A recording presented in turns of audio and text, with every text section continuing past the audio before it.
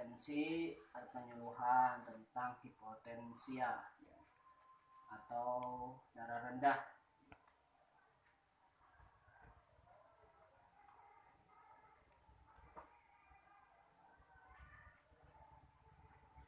Atau ini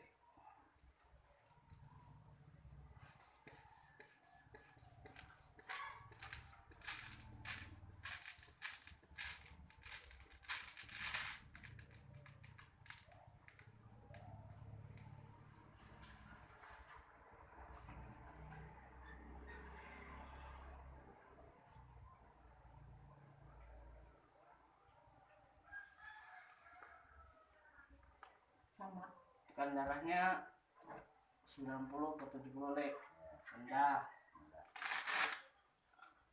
Coba lihat komponennya.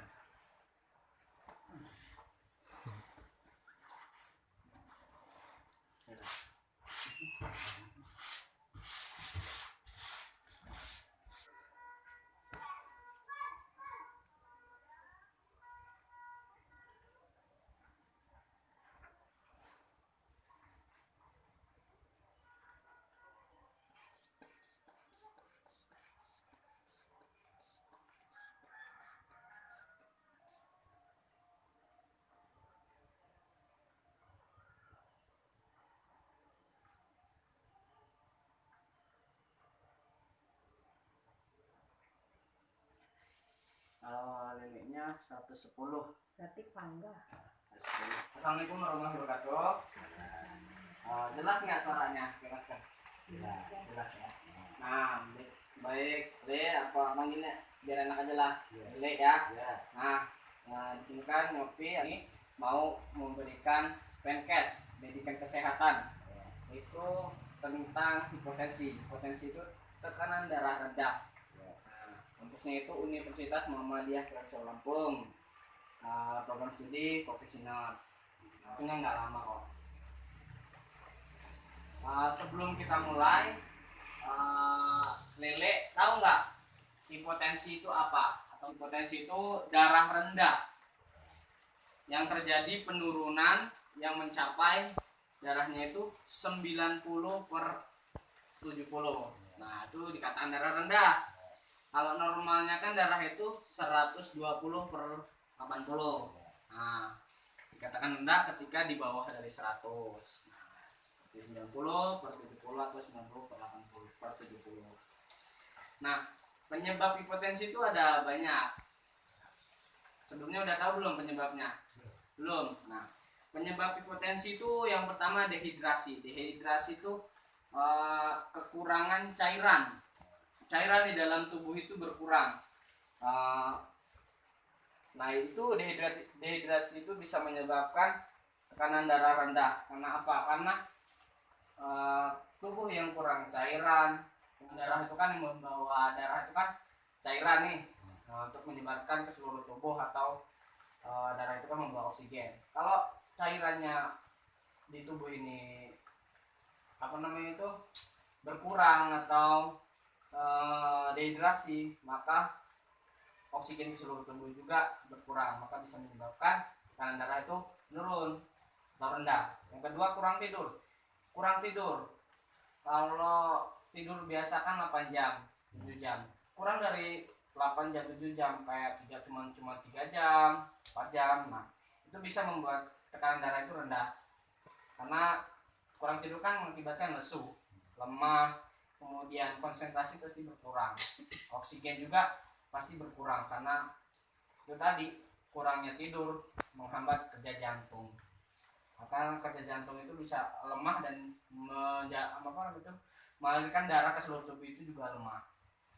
Selanjutnya penyakit jantung. Nah, kalau fungsi jantung sudah tidak berfungsi ataupun fungsinya itu sudah berkurang, ada gangguan karena jantung tadi ada penyakitnya, maka bisa menyebabkan darahnya rendah. Kemudian yang selanjutnya pengecilan pembuluh darah. Penyempitan pembuluh darah juga bisa menyebabkan darah rendah. Kenapa? Karena darah yang harusnya lancar, kemudian ada kecil gitu, penyempitan, kan darahnya jadi melambat. Otomatis oksigen juga berkurang, maka kerja jantung juga melambat, agak berat, jadi tekanan darahnya itu rendah. Kemudian gaya hidup, pola makan nih, sering nggak pola makannya yang tidak teratur? Nah, kalau pola makan tidak teratur, jarang makan, itu bisa menyebabkan darahnya rendah karena asupan di tubuh kita itu tidak terpenuhi. Jadi teratur makan pagi, siang, sore. Kemudian olahraga. Nah, olahraga itu harus dipenuhi untuk kebutuhan. Jadi misal pagi nih olahraga, sore olahraga gitu. Kecil-kecil aja, lari-lari di tempat ataupun maraton misalnya kan seringnya tuh, untuk supaya otot-otot di tubuh kita juga aktif ataupun bagus, kuat gitu, nggak lemah otot-otot dalam tubuh. Itu olahraga. Nah, kurangnya olahraga itu bisa menyebabkan darah rendah. Kenapa? Olahraga kan jarang olahraga atau jarang aktivitas kan bisa menyebabkan penyempitan pembuluh darah. Otot-otot juga lemah. Kemudian penggunaan obat. Nah, penggunaan obat yang berlebihan itu bisa menyebabkan tekanan darahnya rendah. Selanjutnya itu tanda dan gejala. Nah, untuk tanda dan gejala tekanan darahnya rendah atau darah rendah atau hipertensi, itu yang pertama sakit kepala atau pusing. Nah, seringnya. Nah, itu kalau darah rendah itu pasti pusing. Kemudian tekanan darahnya turun udah pasti. Terus pingsan, itu ada juga yang karena oksigennya berkurang, darahnya rendah. Nah, itu pingsan. Badan terasa lemas, lesu, lemas, mudah mengantuk, berkeringat dingin. Selanjutnya penglihatan berkunang-kunang, habis jongkok lama, duduk lama, terus berdiri berkunang-kunang, gitu kan. Yang selanjutnya, cara merawat penderita hipertensi. Nah, jika sudah mengetahui darah kita rendah, tekanan darah kita rendah, itu terus kita rawat nih atau kita obati. Caranya yang pertama, baringkan atau rebahan itu secara perlahan. Kemudian posisikan kaki lebih tinggi daripada jantung, jadi lebih tinggi daripada jantung. Kemudian buka mata untuk mencegah pingsan. Jangan matanya jangan dikejamin. Kemudian konsumsi kalori seperti minum teh manis atau roti. Kemudian menganjurkan menambah konsumsi garam dapur nih untuk tekanan darahnya rendah. Jadi konsumsi garam dapur itu 10-20 gram ataupun 1-2 sendok. Sering juga yang makanan yang asin-asin tuh, tapi jangan terlalu. Tapi untuk darah rendah itu konsumsi yang asin-asin itu.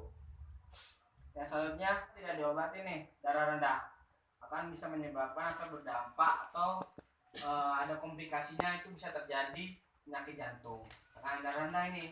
Kemudian bisa pingsan, cedera ini kalau misal kita duduk lama, berdiri, kemudian kita langsung jalan, otomatis kan kita bisa jatuh, bisa kenapa-napa, jatuh. Nah, itu disebut cedera. Kemudian kematian, bisa juga darah rendah ini bisa menyebabkan kematian. Untuk mencegah hipertensi atau darah rendah, yang pertama itu minum air putih 8-10 gelas per hari. Jadi minum air putih itu 8-10 gelas per hari. Bagus itu air putih untuk itu meningkatkan cairan di tubuh kita, menyeimbangkan cairan di tubuh kita. Kenapa? Karena kan tekanan darah rendah itu tadi penyebabnya itu bisa dehidrasi, kurangnya cairan dalam tubuh. Kemudian air putih hangat ya Pak? Air putih hangat, putih hangat bagus malah. Yang selanjutnya istirahat yang cukup. Kemudian hindari stres. Selanjutnya kontrol kesehatan. Nah, kalau misal pusing gitu ya, agak lesu gitu, ke pelayanan kesehatan aja kayak pustu atau terdekat, bisa dimana aja untuk ngecek tekanan darah ya. Selanjutnya olahraga teratur. Penyebab tadi kan kurang olahraga, jadi untuk mencegah terjadinya tekanan darah rendah, maka olahraganya teratur, harus dilakukan secara teratur. Yang selanjutnya banyak makan sayur dan buah, banyakan buah pisang dan Kemudian selanjutnya bagaimana hipotensi dengan cara tradisional. Nah, untuk mengatasi tekanan darah atau hipotensi secara tradisional atau pakai obat-obatan yang dilakukan secara mandiri. Nah, itu ada yang pertama bahan-bahannya satu buah kunyit, kemudian satu telur ayam kampung tapi kuningnya aja, kemudian madu secukupnya, berapa sendok gitu. Untuk pengolahannya itu ini yang udah jadi untuk obat ramuan tradisional tadi, kunyit satu, kemudian telur ayam kampung tapi kuningnya aja satu, sama madu secukupnya. Itu kita kunyitnya diparut dulu, kemudian habis itu dikasih air, diperas. Nah, diperas habis itu airnya itu air hangat dicampur sama telur kuning tadi, itu kuningnya aja, sama habis itu campur madu. Itu diminum sehari itu 2 kali, pagi sore. Ini bisa diminum nanti. Nah, itu Penkes ya, pendidikan kesehatan menjelaskan tentang hipotensi atau tekanan darah rendah. Nah, kalau belum paham bisa ditanyain Le. Apa Le? Mau nanya apa? Kalau belum paham. Bagaimana kalau ini apa namanya habis duduk, kita berdiri kunang-kunang. Oh iya. Kalau habis duduk nih, lama duduk apa lama jongkok, berdiri kunang-kunang. Ya sama aja. Nah, untuk mengatasi kondisi tersebut, yang pertama kita jangan langsung jangan habis berdiri nih kunang-kunang. Ya. Jangan langsung pergi. Pokoknya jangan langsung jalan gitu. Diam dulu ya. beberapa menit. Kalau emang kita jauh dari misal kursi yang bisa tidur, kita diam aja dulu, duduk, diselonjorin kakinya. Nah, tapi kalau misal dekat kasur ataupun kursi, kita tidur rebahin secara perlahan. Tadi kan udah jelasin untuk mengatasinya itu kita tidur, kemudian posisikan kaki lebih tinggi daripada jantung, jangan pejamkan mata, jadi matanya tetap di buka, supaya menghindari terjadinya pingsan tadi. Nah, kalau dekat rumah kan enak nih, kita tiduran sambil buat teh manis kalau ada roti. Itu nggak gejala karena darah rendah. Nah, apalagi Le? Itu tadi ya. Yang kedua, bagaimana kalau kayak saya ini sering minum obat taruh, jadi bisa dibilangin kebanyakan minum obat taruh bagaimana? Nah ini kalau kita mengkonsumsi obat warung secara berlebihan itu sebenarnya nggak baik, ya nggak bagus. Karena apa? Karena obat warung itu dosisnya tidak dosisnya nggak terkontrol, terus dosisnya itu bisa tinggi gitu ya. Karena dosisnya itu bisa tinggi.